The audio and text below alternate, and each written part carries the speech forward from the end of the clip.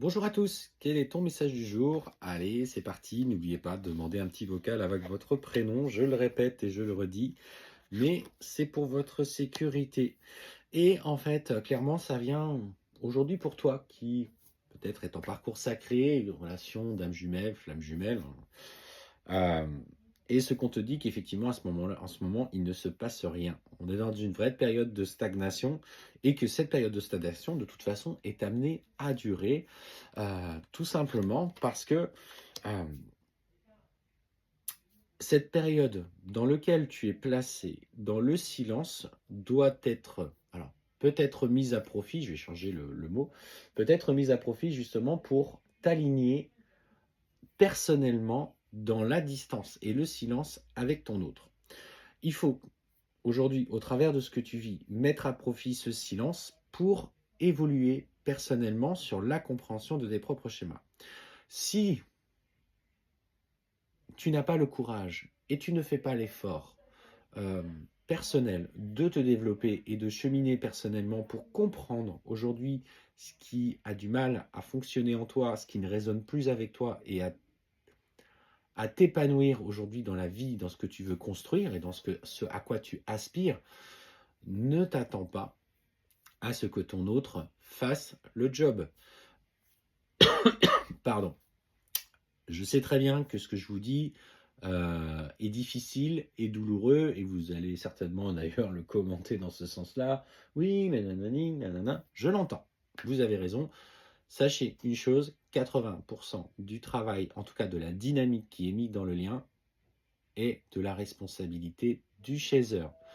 Ce n'est pas juste, je l'entends, c'est compliqué. Le runner ne travaille pas de la même façon que vous. La force que vous devez mettre, en tout cas à profit pour vous, c'est cette, ce pouvoir de canalisation que vous avez. C'est-à-dire, je ressens les choses et j'accepte d'ouvrir cette sensibilité qui est la mienne, que j'ai cachée derrière des faux semblants, derrière une construction qui aujourd'hui doit être euh, brisée.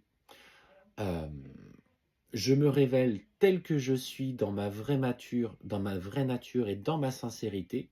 J'accueille tout ce que je ressens. J'analyse aussi tout ce que je ressens dans mes ressentis, dans mon intuition, dans ma clairvoyance, dans ma clairaudience, dans des mémoires qui remontent. Et je travaille sur ça, en mettant de côté complètement ton autre.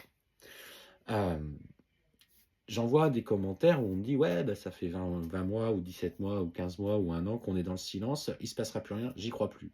Ça, c'est ton ego qui te parle. Alors l'ego, c'est pas notre ennemi, c'est une grosse couverture, mais dans ces relations-là, il est amené à être, en tout cas, partiellement déconstruit. C'est-à-dire que bah, il est là pour nous protéger, mais il nous protège tellement qu'à la fin, bah, en fait, on ne fait plus rien. Donc, en fait, il s'agit d'en faire un allié, mais surtout d'un allié en lui parlant, en lui disant que, ouais, mais là, je sais où je vais, je suis poussé à aller vers ça, donc je comprends que cette part de moi ait peur, mais cette part de moi qui me pousse à aller vers ça, elle existe aussi. Et j'ai le droit d'entendre les deux. J'ai le droit d'avancer sur ce cheminement, et j'entends que là, il est dans le silence, et ouais, eh ben, rien ne vous interdit de faire votre vie durant le temps qu'il est en silence, d'acter des nouveaux projets, de peut-être renouveler un cercle amical qui de toute façon va bouger dans le parcours, peut-être de vous réaliser professionnellement, parce que ce travail-là n'est pas que spirituel, il est aussi dans la matière, dans les changements. De toute façon, les parcours, notamment dans les périodes de séparation, toutes les lignes sont en train de bouger, professionnelles, familiales, amicales, etc. Et en fait, vous perdez des gens sur votre chemin, vous en gagnez d'autres, vous perdez un boulot, mais vous en gagnez un autre. Vous vous lancez peut-être dans une activité indépendante, voire de médecine parallèle, douce, douce plutôt. Et voilà, et petit à petit, vous vous réalisez indépendamment de ce que lui va faire.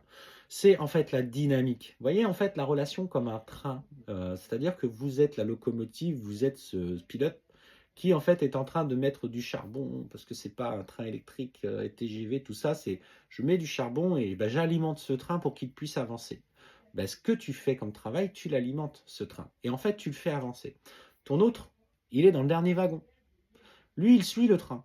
Mais en fait, si tu t'arrêtes en gare, ou si tu arrêtes de le faire avancer, bah lui, il va se retrouver bloqué toujours dans ce dernier wagon.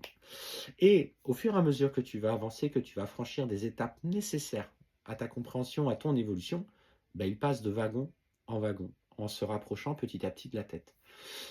Tant que le runner, de toute façon, n'aura pas fait sa nuit noire de l'âme.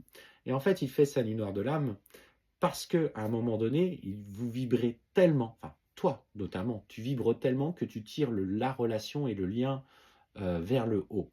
Et en fait, il va mettre au service de cette vibration et de ce lien toutes ces mauvaises pensées. Ces mauvaises pensées, par la loi de l'attraction, vont lui arriver. Tout ce qu'il ne veut pas et ce qu'il a plus profondément peur au fond de lui, c'est ce qui va lui tomber dessus parce qu'il l'a tellement vibré, il l'a tellement réclamé que de toute façon, il tombe dedans. C'est inévitable. Tu veux que les choses avancent? Continue ce cheminement sur toi. C'est un message de... Alors, c'est un message de rappel, mais c'est surtout un message de confiance. C'est, tu veux qu'ils reviennent? Continue de cheminer sur toi. Continue d'élever tes vibrations. Surtout, élève ces vibrations qui vont pousser ton autre à se confronter à ses propres peurs. Et le changement se fera en affrontant ses peurs. Alors bien sûr, tu vas le sentir complètement fatigué, épuisé, peut-être émotionnellement dans le dur à ce moment-là, mais tu n'es pas là pour le sauver. Il est là pour se réaliser. Il est là pour lui aussi se reconstruire comme toi tu sais le faire et comme toi tu l'as fait et comme tu as encore le besoin de le faire. Et en fait, c'est comme ça que la dynamique fonctionne. Et plus tu avances, plus tu lâches prise. Plus tu lâches prise, plus il est tiré vers toi. Plus, du coup, il est tiré vers toi, plus, du coup, des interactions reviennent. Donc, si ça fait 15 mois que tu es dans le silence, il y a peut-être une part de toi qui n'est pas OK encore avec tout ça. Il y a peut-être une part de toi qui reste à nettoyer encore.